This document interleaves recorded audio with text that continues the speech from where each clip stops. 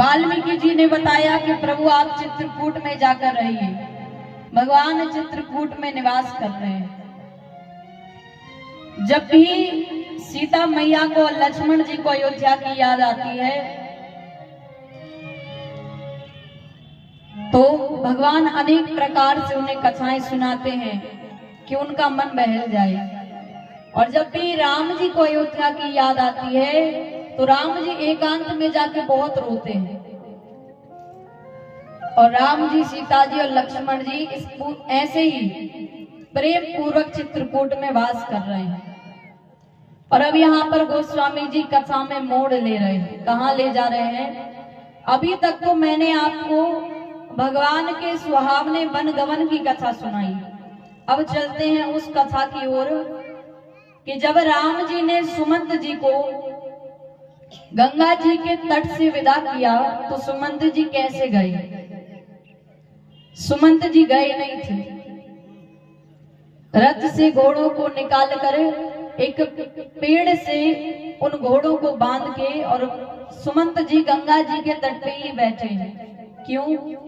कि यदि राम को पिताजी की सुधि आ जाए और राम लौट कर आ जाए तो राम को पैदल चलकर जाना पड़ेगा, इसलिए सुमंत जी बैठे हैं। गालों पर अश्रुओं की धारा बन रही है। और निषाद राज जी को राम जी ने यमुना जी के तट से विदा किया था। निषाद राज जी ने देखा सुमंत जी को, तो निषाद राज जी ने सुमंत जी को देखा, पर वो तो मनुष्य हैं। चलिए सुमंत जी की दशा तो छोड़िए, जिन घोड़ों को निकालकर रथ से पेड़ में बांधा है वो घोड़े दक्षिण दिशा की ओर देखकर हिनहिना रहे हैं।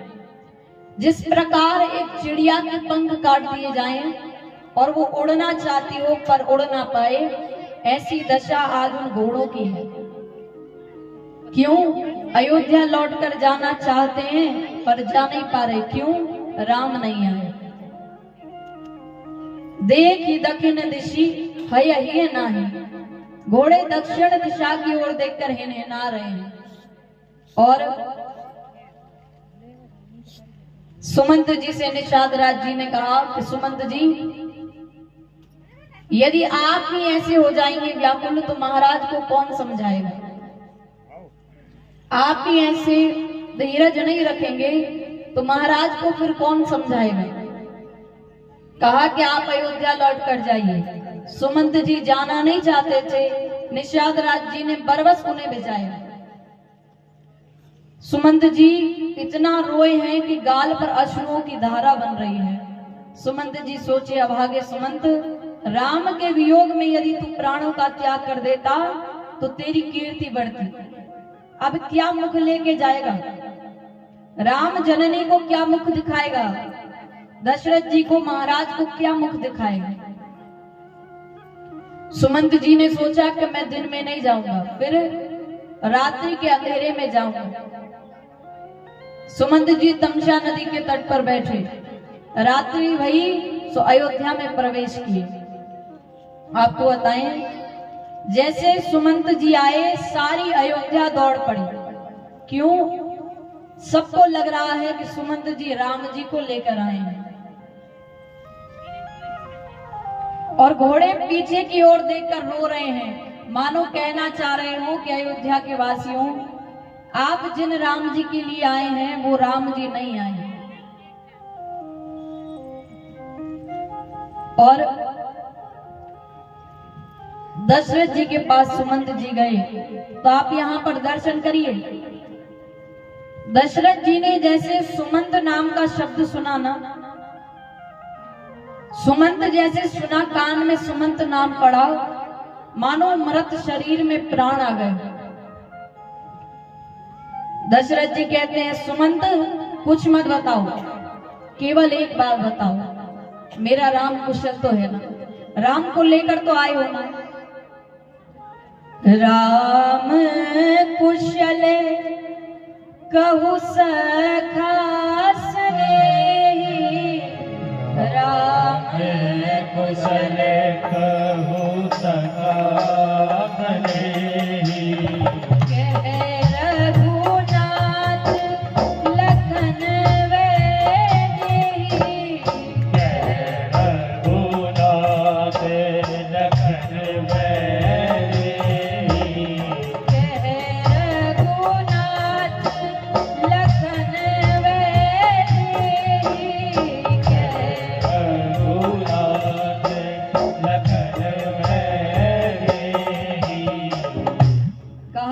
राम कुशल कहूँ सखा सने, मेरा राम कुशल तो है ना, लेकर तो आए हो ना राम को। सुमंत जी मौन खड़े हैं। दशरथ जी कहते हैं सुमंत तुम मौन क्यों हो, बोलो, राम को लेकर तो आए हो ना, सीता को लेकर तो आए हो ना। मैंने तुमसे कहा था राम ना आए तो सीता को लेकर आना, और सीता भी नहीं आई तो तुम्हारे आते ही मैं अपने प्राणों का त्याग कर दूंगा। सुमंत जी कहते हैं महाराज मैंने राम से बहुत कहा, सीता जी से भी मैंने बहुत कहा, पर उन दोनों ने मुझे सत्य की दुहाई देकर मना कर दिया। और राम जी ने कहा था कि तात प्रणाम तात सब कहो, बार बार पद पंकज गढ़ो। पिताजी को प्रणाम करना और कहना कि 14 वर्ष बाद आके उनका बेटा राम उन्हें स्वयं प्रणाम करेगा।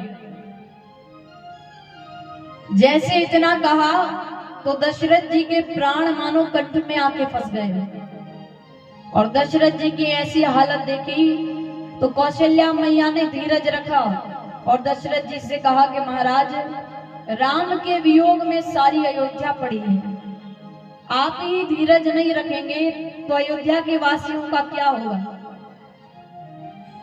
दशरथ जी कहते हैं मैंने राम को देखे बिना बहुत जी लिया, मैंने सीता को देखे बिना बहुत जी लिया।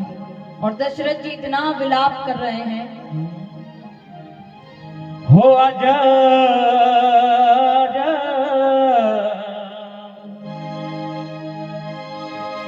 आजा जी ना सकूंगा तेरी याद में, तुझको पुकारो बेटा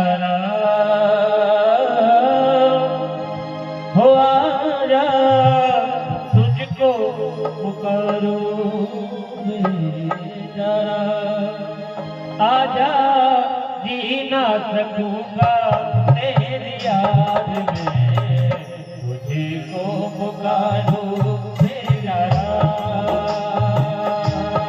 आजा जी ना सकूंगा तेरी याद में, तुझको पुकारो बेटा। तेरे बिना मैं जी ना सकूंगा मेरे आँखों के तारे, तेरे बिना मैं जी ना सकूंगा मेरे आँखों के तारे। लौटे के आजा, लौटे के आजा, राम लखन मेरे दिल के सहारे, सामने आजा बेटा सामने आजा बेटा आजा जीना सकूंगा तेरी याद में, तुझको पुकारो बेटा।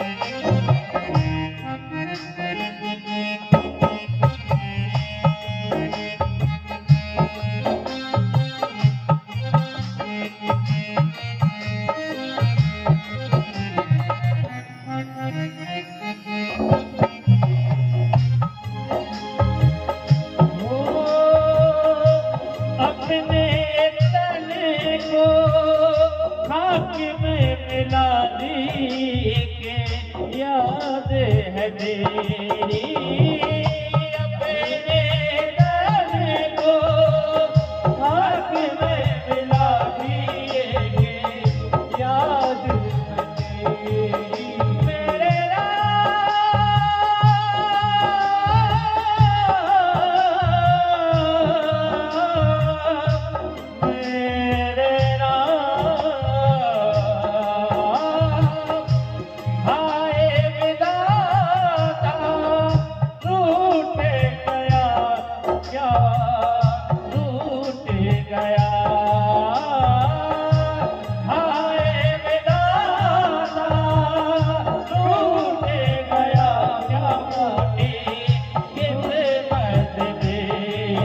पल पल निहारूं बेटा राम, मेरे राम, मेरे राम। पल पल निहारूं बेटा राम, आजा दीना रखूंगा तेरी याद में, तुझे को पुकारो बेटा राम। आजा दीना रखूंगा तेरी याद में, तुझे को पुकारो बेटा राम। मेरे राम,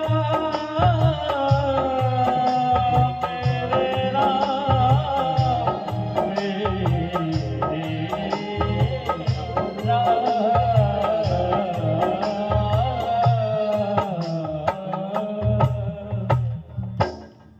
बोलिए राघवेंद्र सरकार की। परम पूज्य इस कथा में साध्वी जी का आगमन हुआ है। सभी एक बार जोरदार तालियां बजाकर स्वागत करें।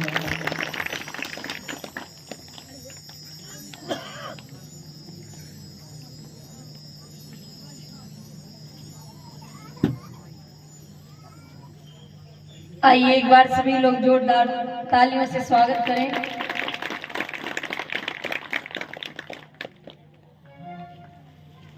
तो महाराज, अब दशरथ जी ने यहाँ पर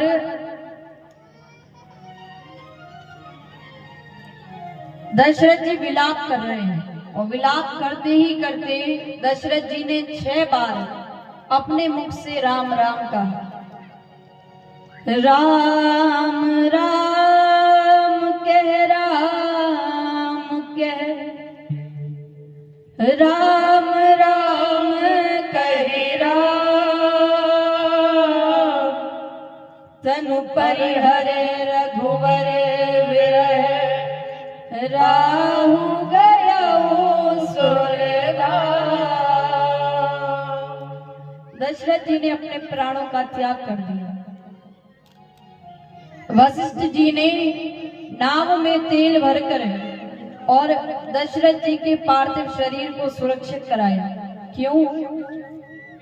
अग्नि देने को कोई भी पुत्र नहीं है। आप कल्पना करिए, जिसकी 4 संतानें हों और अग्नि देने के लिए कोई भी ना हो, तो दशरथ जी की मनोदशा कैसी होगी। वशिष्ठ जी ने कहा मंत्रियों से कि जाओ भरत को बुलाकर लाओ, यहाँ जो हुआ वो मत बताना। क्यों? यदि भरत को यहाँ जो हुआ वो पता चल गया तो भरत आ नहीं पाएंगे। और वहां भरत जी को प्रातः काल ही स्वप्न आ गया, बहुत बुरा। भरत जी ने शत्रुघ्न जी से कहा कि भैया मुझे बहुत बुरा स्वप्न आया है। इतने में मंत्री पहुंच गए कि भरत जी चलिए, आपको गुरु जी ने याद किया है। अब जैसे कहा कि गुरु जी ने याद किया है, भरत जी दौड़ते हुए आए अयोध्या। आए तो कैकेयी मैया दरवाजे पे खड़ी है, आरती की थाल लिए। कैकेयी मैया ने कहा पुत्र, तुम्हारे मामा के यहाँ सब कुशल तो है ना? वहां सब कुशल तो है ना? भरत जी कहते हैं माँ वहां तो सब कुशल है, मेरे यहाँ सब कुशल तो है ना? कैकेयी मैया ने कहा तुम ऐसा क्यों कह रहे हो? भरत जी ने कहा माँ, जो अयोध्या की प्रजा, जो अयोध्या के वासी इस भरत को प्राणों के समान प्रेम करते थे, आज वो इस भरत को देखना भी नहीं चाहते। आज वही अयोध्या के वासी इस भरत को देखना तक नहीं चाहते। मेरे यहाँ तो सब कुशल तो है ना? कैकेयी मैया, अब आप कल्पना करिए, कैकेयी मैया को पता है कि अब जो मैं बात कहने वाली हूँ वो बात सुनने के बाद भरत मुझे माँ कहना छोड़ देगा। और एक माँ के लिए इससे ज्यादा दुखदाई क्या होगा कि उसकी स्वयं की संतान उसे माँ कहना छोड़ दे। लेकिन कैकेयी मैया ने सोचा यदि राम को मर्यादा पुरुषोत्तम बनाना है तो मुझे कहना पड़ेगा, और कैकेयी मैया ने सारी बात बताई। आप दर्शन करिए, भरत जी किसी को दोष नहीं दे रहे हैं। भरत जी कहते हैं ना कैकेयी तुम्हारा दोष, ना मंथरा तुम्हारा दोष है तो केवल इस पापी भरत का। ना ये भरत जन्म लेता, ना इसकी माँ के मन में इसे राजा बनाने का ख्याल आता, और ना मेरे भैया को वन में जाना पड़ता। मोहि समान को पाप निवासु, मुझसे बड़ा पापी कोई नहीं है।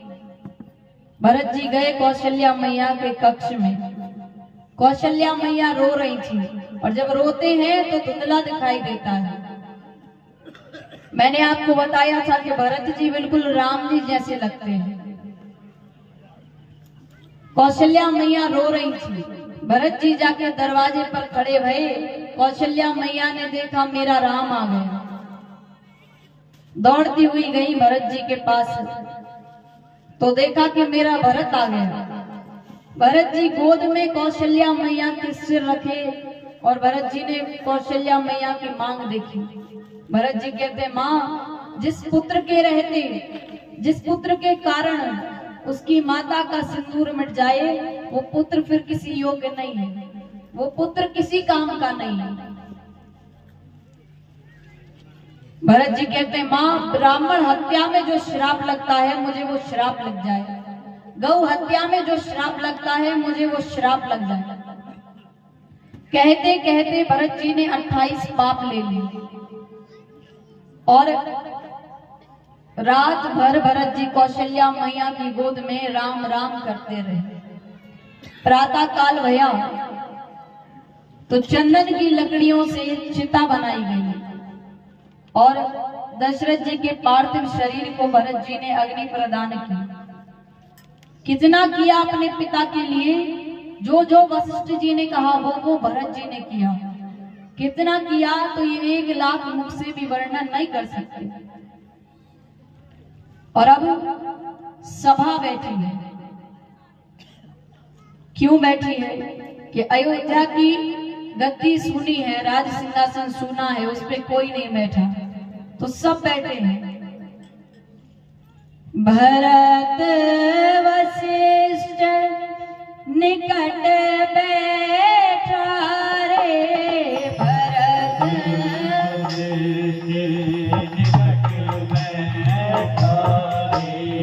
नीति धर्म मय वचन उचारे, नीति धर्म मय भजन उचारे, नीति धर्म मय वचन उचारे, नीति धर्म मय भजन उचारे। भरत वशिष्ठ निकट बैठा रे, भरत जी को वशिष्ठ जी ने अपने पास बिठाया और अनेक प्रकार से चर्चा की। कैसी चर्चा कर रहे हैं? वशिष्ठ जी कहते हैं भरत सुनो, भरत भावी प्रबल बिलखी कहू मुनिना, हानि लाभ जीवन मरण जस अब जस विधिहा। वशिष्ठ जी कहते हैं भरत भावी प्रबल है, एक भावी को शंकर जी भी मिटा सकते हैं। जैसे भरत जी सुने कि शंकर जी भावी को मिटा सकते हैं, तो मेरे घर की भावी को क्यों नहीं मिटाएंगे?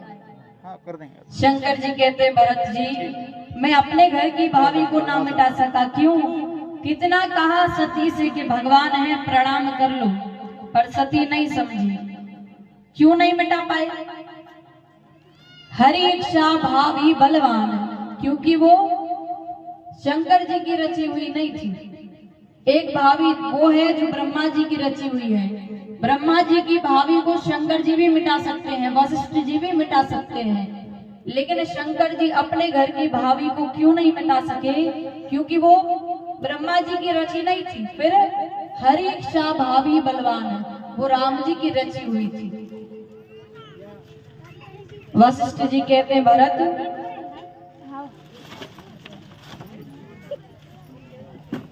वशिष्ठ जी कहते हैं भरत, वो ब्राह्मण सोचनीय है जो वेद ना जानता, वो क्षत्रिय राजा सोचनीय है जो प्रजा की सेवा ना करता हो, प्रजा से प्रेम ना करता हो, वो बनिया सोचनीय है जो बहुत धनवान होने के बाद भी कंजूस बना बैठा है, वो स्त्री सोचनीय है जो छोटी छोटी सी बातों पर घर में कलेश करती है, वो शिष्य सोचनीय है जो अपने गुरु की आज्ञा का पालन नहीं करता, और वो व्यक्ति तो हर प्रकार से सोचनीय है जिससे मनुष्य का शरीर प्राप्त हुआ और वो भगवान का भक्त ना बन सका, वो हर प्रकार से सोचनीय है।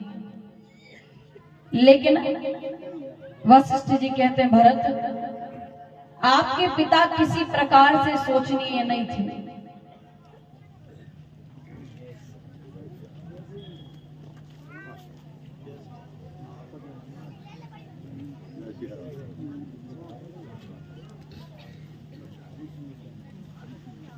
आइए, आज बड़े सौभाग्य की बात है कि हमारे पूर्व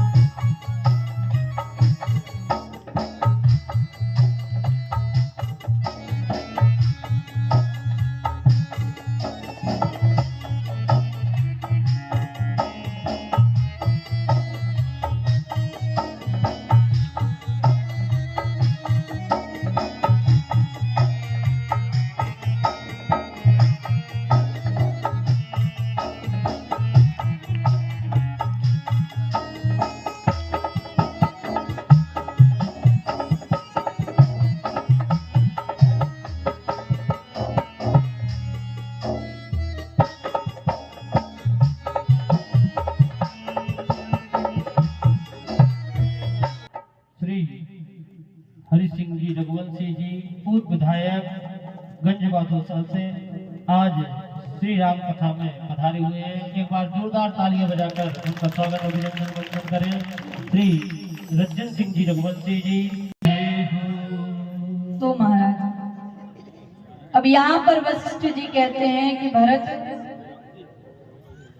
वो ब्राह्मण सोचनीय है जो वेद ना जानता हो, वो क्षत्रिय राजा सोचनीय है जो प्रजा से प्रेम ना करता हो, वो स्त्री सोचनीय है जो छोटी छोटी बातों पर घर में कलेश करती है, वो बनिया सोचनीय है जो बहुत धनवान होने के बाद भी कंजूस बना बैठा है, और वो मनुष्य तो हर प्रकार से सोचनीय है जिसे मनुष्य का शरीर प्राप्त हुआ लेकिन वो भगवान का भक्त ना बन पाया, वो हर प्रकार से सोचनीय है। और वशिष्ठ जी ने कहा कि भरत, लेकिन आपके पिता किसी प्रकार से सोचनीय नहीं थे। क्यों? क्योंकि आपके पिता को प्राण प्रिय नहीं था, आपके पिता को वचन प्रिय था।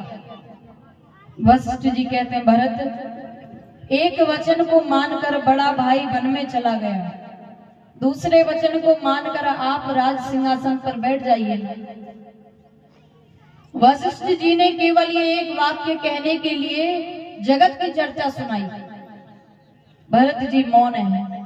दो लोगों को खड़ा किया गया भरत जी को समझाने के लिए, पहले सुमंत जी, दूसरी कौशल्या मैया। सुमंत जी खड़े भये, कहा कि भरत जी,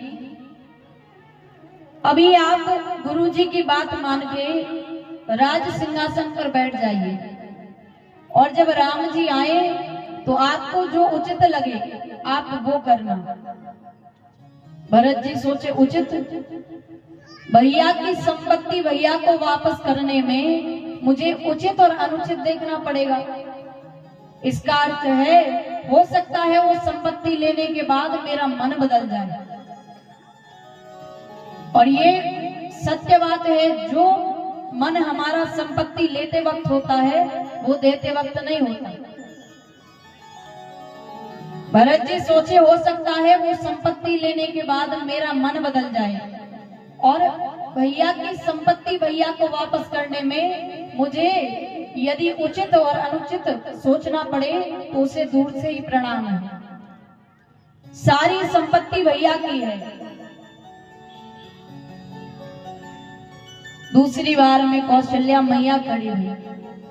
कौशल्या मैया ने कहा कि भरत, पिताजी देवलोक चले गए, बड़ा भाई वन में चला गया, अब आप इस प्रकार कायरता दिखाएंगे तो हमारा क्या होगा।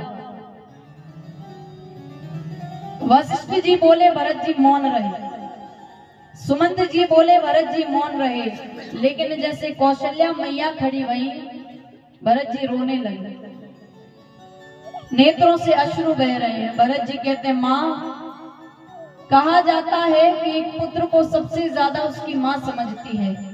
आप कहती हैं कि मैं भैया के सिंहासन पर बैठ जाऊं। अरे इस सिंहासन पर तो कोई धर्मशील राजा बैठना चाहिए, और आज इस संसार में मोहि समान को पाप निवास हो। मुझसे बड़ा कोई पापी नहीं है। क्यों? जेहि लगी सिय राम वनवास, मेरे कारण मेरे भैया को वन में जाना पड़ा। इस सिंहासन पर तो कोई धर्मशील राजा बैठना चाहिए, और मैं तो एक पापी हूं। भरत जी कहते, मां, ये सारी संपत्ति भैया की है, मैं इस राज सिंहासन पर नहीं बैठ सकता। और भरत जी ने कहा कि हम सभी लोग चित्रकूट जाएंगे, और मुझे पता है कि चित्रकूट जाएंगे तो मेरे भैया मुझे हृदय से लगा लेंगे, वो मुझे क्षमा कर देंगे। जैसे कहा भरत जी ने, तो उस रात कोई सोया नहीं। क्यों? तमसा नदी के तट पर सोए थे तो राम जी छोड़कर चले गए थे। आज यदि अयोध्या में सो गए तो भरत जी छोड़कर चले जाएंगे। उस रात कोई नहीं सोया, सब जागते रहे। प्रातः काल भया तो सारी अयोध्या के वासी सब जा रहे हैं। कहाँ जा रहे हैं? राम दर्श वस सब नर नारी, राम दर्श वस सब नर नारी, राम दर्श वस सब नर नारी, राम दर्श वस सब नर नारी, जनु करी करनी चले तकी बारी, जनु करी करनी चले तकी बारी, जनु करी करनी चले तकी बारी, जनु करी करनी चले तकी बारी। सारे अयोध्या के वासी चित्रकूट जा रहे हैं। मैंने आपको कल भी बताया था, अवध तहां जहां राम निवास हो। राम जी अयोध्या में नहीं रहते, फिर जहां राम जी रहते हैं वहां अयोध्या बन जाती है। अयोध्या के सारे वासी जा रहे हैं। चलते चलते चलते चलते श्रृंगवेरपुर आया। श्रृंगवेरपुर आया, निषाद राज जी ने देखा कि भरत जी सेना लेकर जा रहे हैं चित्रकूट की ओर, अर्थात राम जी से युद्ध करने जा रहे हैं। निषाद राज जी ने कहा अपने सेवकों से कि कोई भी गंगा जी के उस पार ना जाने पाए।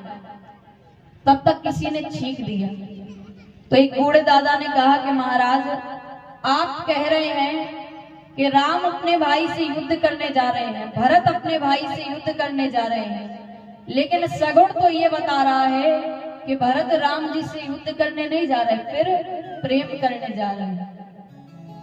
जैसे कहा तो निषाद राज जी ने दूर से ही प्रणाम किया।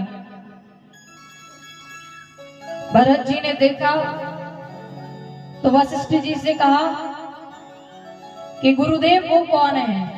वशिष्ठ जी ने कहा कि ये आपके भैया के मित्र हैं। और जैसे सुना कि मित्र हैं तो भरत जी गए और जाकर निषाद राज जी को हृदय से लगा लिया। प्रातः काल भया निषाद राज जी ने एक ही बार में सारे घाटों की नाव मंगाकर सारे अयोध्या वासियों को गंगा जी के उस पार कर दिया। त्रिवेणी मैया आई तो भरत जी ने कहा त्रिवेणी मैया से कि आज मैं धर्म का त्याग करके मैं आपसे भीख मांगने आया हूं।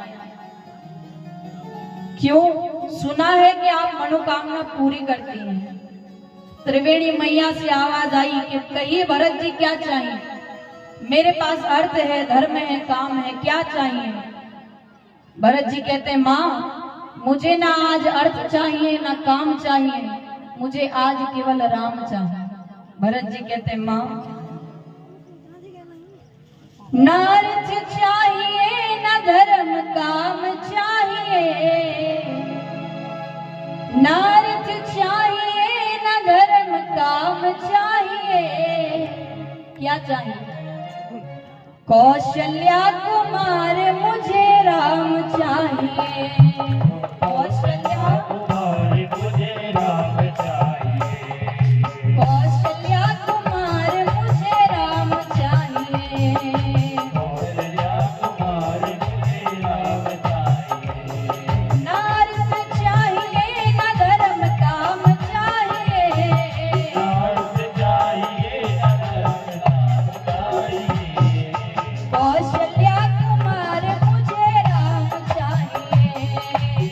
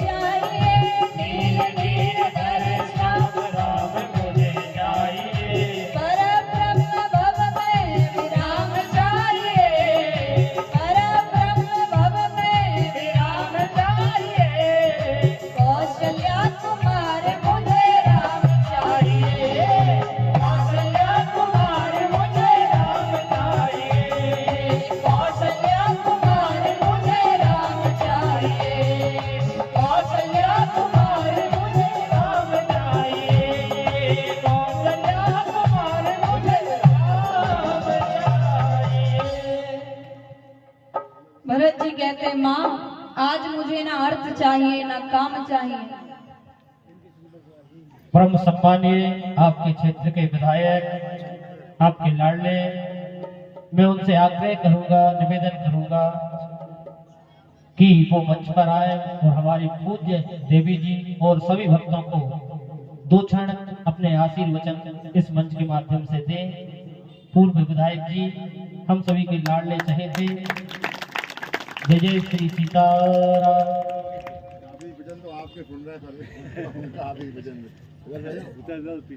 हम भी आप सभी के बच्चे हैं, तो आपका मार्गदर्शन मिले तो और अच्छी बात है। इसी साइड आ जाएंगे।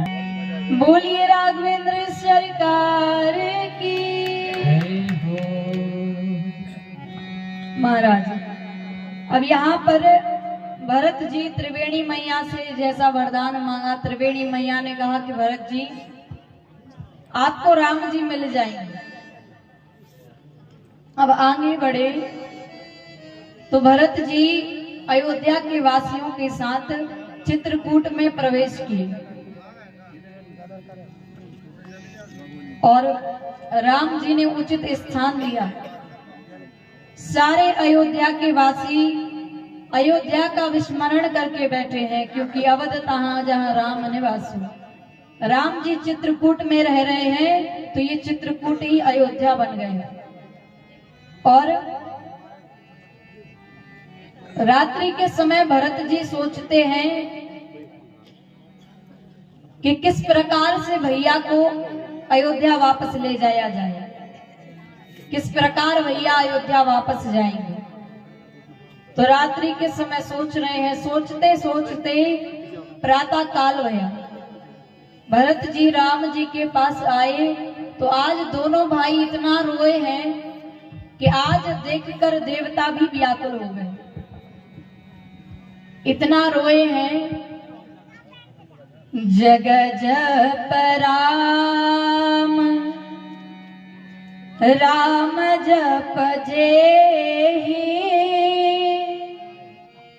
भरत सरिस को राम सनेहि। मैंने आपको पहले भी बताया था कि सारा संसार राम जी को जपता है, पर राम जी जिसे जपते हैं ऐसे भरत जी हैं। और आज भरत जी जब आए, बाही नाथ कही बाही गोसाई, भूतल परे लखुट की नाहे। भरत जी राम जी के चरणों में लौट गए। राम जी ने उठाया, हृदय से लगाया, हृदय से लगाया। और आज दोनों भाई इतना रोए हैं। भरत जी कुछ कहना ही चाहते थे कि इतने में मंत्री आ गए बुलाने के, भरत जी आपको गुरुजी ने याद किया है। किसने? वशिष्ठ जी ने याद किया है। क्यों किया है? सभा बैठी है, सारे अयोध्या के वासी बैठे हैं कि किस प्रकार राम जी को अयोध्या वापस ले जाया जाए। वशिष्ठ जी ने आज राम जी का गुप्त रूप खोल दिया। वशिष्ठ जी कहते हैं, जिन राम जी के लिए आप रो रहे हैं वो राम जी जीव नहीं है। फिर धर्म धुरीन भानु कुल भानु, धर्म धुरीन भानु कुल भानु, राजा राम स्वास भगवानु, राजा राम स्वास भगवानु, राजा राम स्वास भगवानु, राजा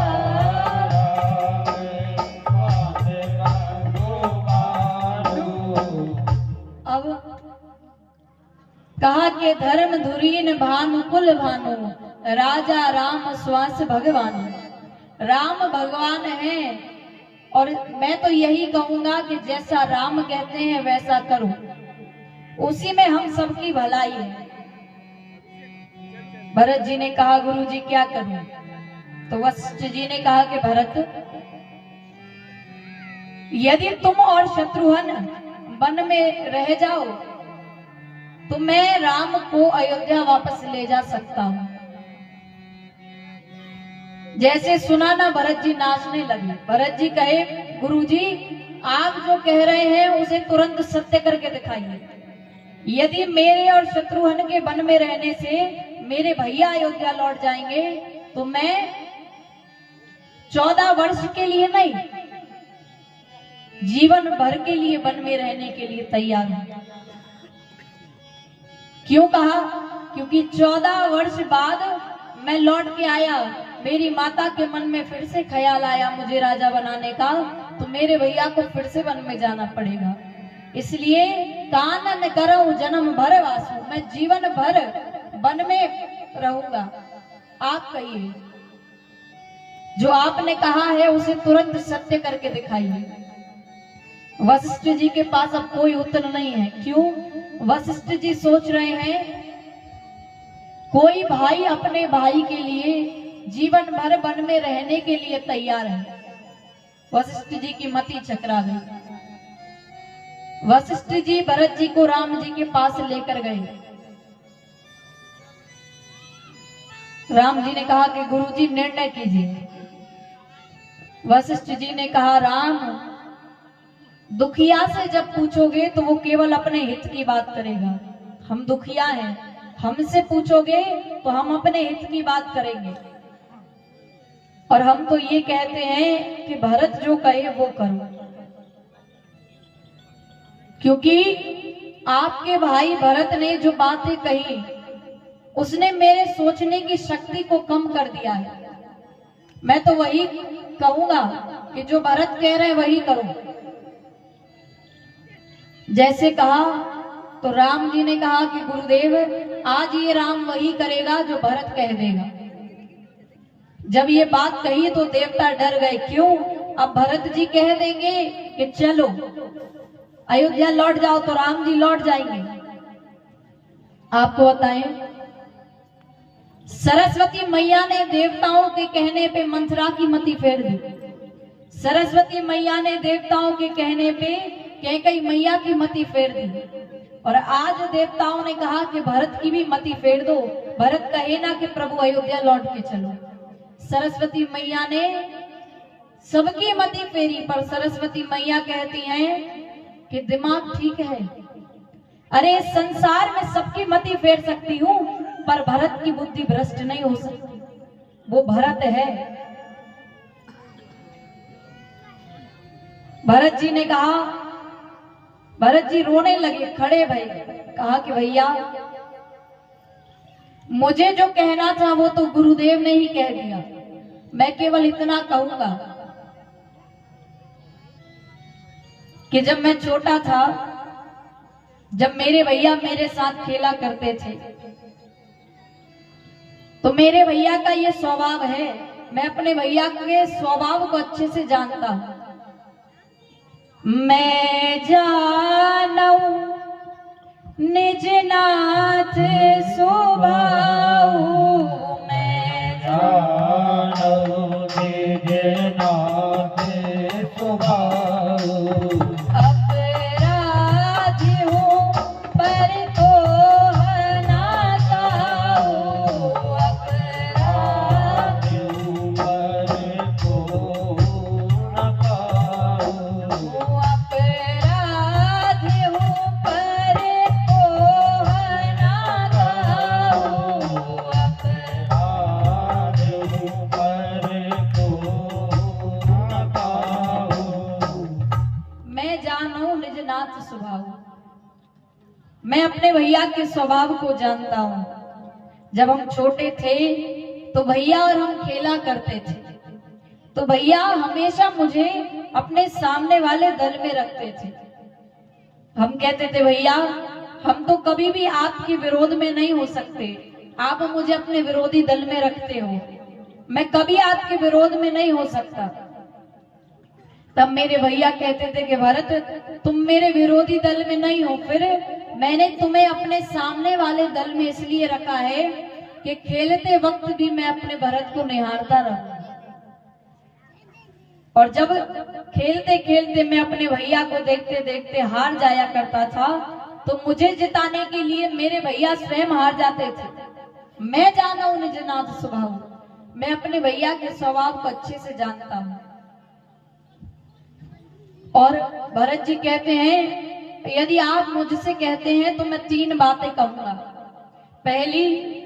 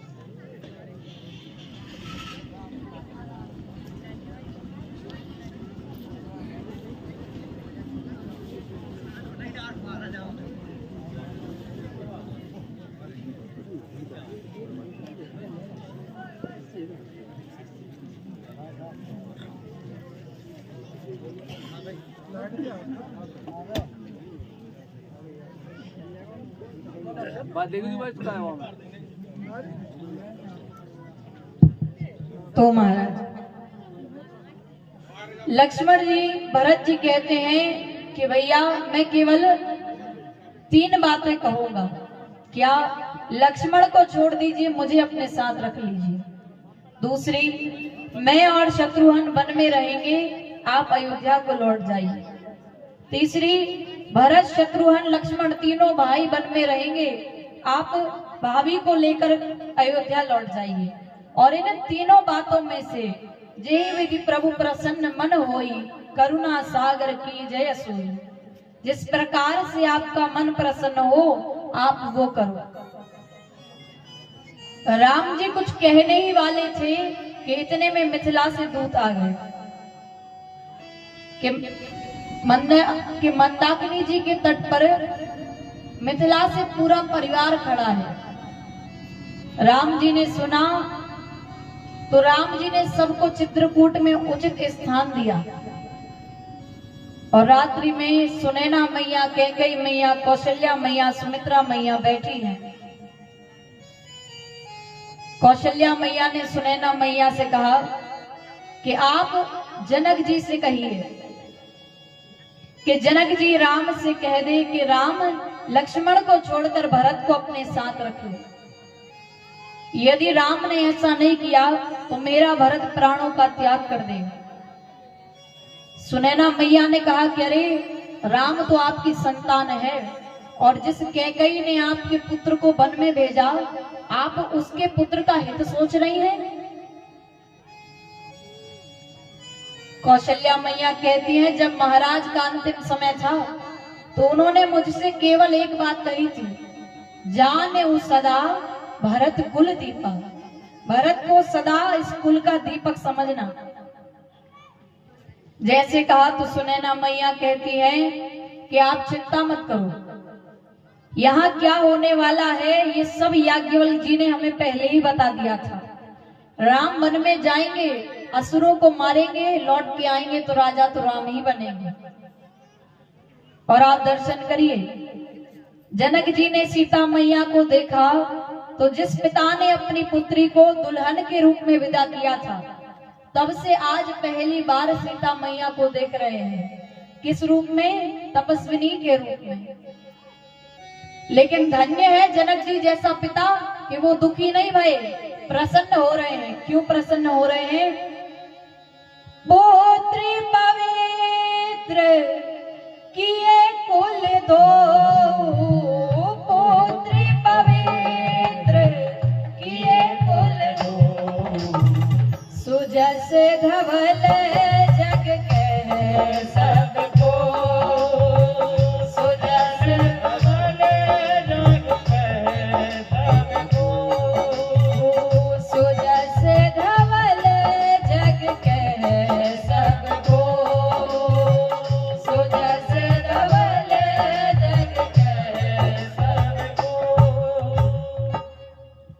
पुत्री पवित्र किए कुल दो, कि मेरी बेटी ने एक कुल की नहीं दो दो कुलों की लज्जा को रखा है। प्रसन्न बहुत भये जनक जी। सुनैना मैया कुछ दिनों के लिए सीता मैया को लेकर गई और फिर वापस छोड़कर चली गई। प्रातः काल भया, राम जी गए वशिष्ठ जी के पास, जाकर कहा कि गुरुदेव निर्णय कीजिए, उचित होई सोई कीजिए अनाथा, हित सब ही कर रौरे हाथ। अब सबका हित आपके हाथ में है, आप निर्णय करिए। वशिष्ठ जी गए जनक जी के पास, जाकर कहा कि आप निर्णय कीजिए। महाराज अब कीजिए सोई, सब कर धर्म सहित हित होई। जनक जी ने कहा कि आपके रहते मैं कैसे निर्णय करूं। तब राम जी ने कहा कि गुरुदेव, आज जो भरत कह देगा ये राम वही करेगा। भरत, आज मैं अपने भाई के लिए पिताजी के वचन का त्याग करने को तैयार हूं, तुम कहो। और आप दर्शन करिए, भरत जी ने जैसे सुना ना कि भैया मेरे लिए पिताजी के वचन का त्याग करने को तैयार हैं, तो भरत जी कहते हैं भैया मैं बताऊं मैं क्या चाहता हूं। मैं केवल श्रेष्ठ की आज्ञा का पालन करना चाहता हूं, मैं आपकी आज्ञा का पालन करना चाहता हूं और मैं कुछ भी नहीं चाहता। आपको बताएं, ये दोनों भाइयों में इतना प्रेम है। राम जी जब चित्रकूट गए तो वन देवी राम जी का स्वागत करने आई थी। वन देवी राम जी का स्वागत करने आई और राम जी से कहा कि कोई तकलीफ या आपको कुछ चाहिए। तो राम जी ने कहा कि मुझे तो कुछ नहीं चाहिए, फल आहार ले लेंगे, लेकिन जिस रास्ते से मैं आया हूं ना, उस रास्ते के सारे कंकड़ हटा देना, उस रास्ते के सारे कांटे हटा देना। वन देवी ने कहा कि अब तो आप आ चुके हैं, अब उस रास्ते के कांटे हटाऊं ना हटाऊं, क्या दिक्कत है। राम जी ने कहा कि मैं तो आ चुका हूं, मुझे कांटे लग गए, कोई दिक्कत नहीं है, कोई परेशानी नहीं है, मैं तो आ चुका हूं, लेकिन उसी रास्ते से मेरा भाई भरत मुझे ढूंढता हुआ आएगा, उसे कांटे नहीं लगने चाहिए। वन देवी ने कहा कि मेरे मन में एक जिज्ञासा है, क्या राम का भाई भरत इतना नाजुक है कि वो वन के कांटों को सहन नहीं कर सकेगा। राम जी ने कहा, राम का भाई भरत तो वज्र के समान कठोर है, वो तो कांटों को सहन कर सकेगा। परेशानी इस बात की नहीं है कि वो कांटों को सहन नहीं कर सकेगा, परेशानी इस बात की है कि यदि भरत को एक भी कांटा लग गया ना, तो उसका मन, उसका दिल ये सोच के दुखी हो जाएगा कि मेरे कारण मेरे भैया को इन कांटों पर चलना पड़ा। इतना प्रेम भरत जी और राम जी में था। भरत जी कहते भैया मैं कुछ नहीं चाहता, केवल मैं श्रेष्ठ की आज्ञा का पालन करना चाहता हूं, और बाकी आप जो कहेंगे मैं वो करूंगा।